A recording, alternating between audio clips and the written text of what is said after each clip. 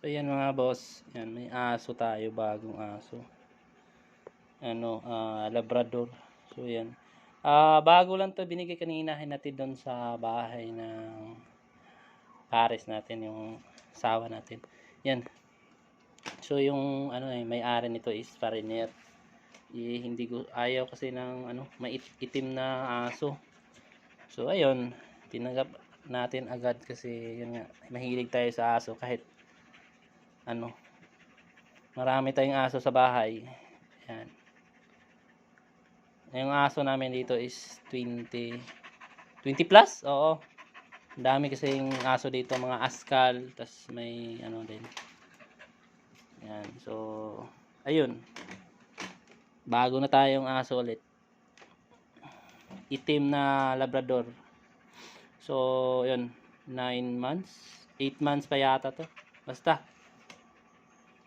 yung isa nito is nabigay na sa iba dun sa malapit sa kanila din.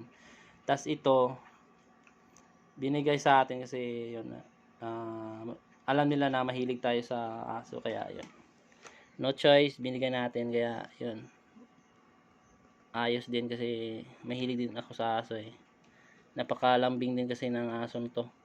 Nung pagkakita ko, tas nilapitan ko agad, ayun, no worries, nagpaano agad. Yan. Ang pangalan nga pala nito is Jordan.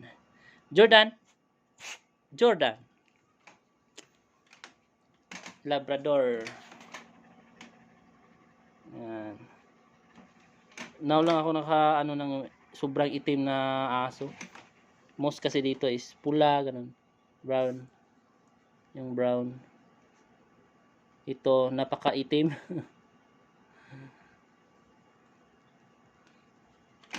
Jordan.